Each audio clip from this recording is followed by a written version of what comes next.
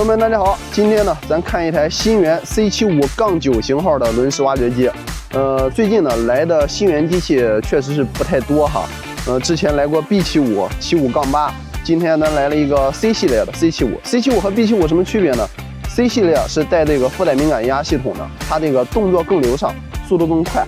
发动机呢还是搭载的育才48千瓦的发动机，负载敏感压系统，足塞泵。 大臂长度是3:4，小臂1.9米，前端也是标配加闷气管路。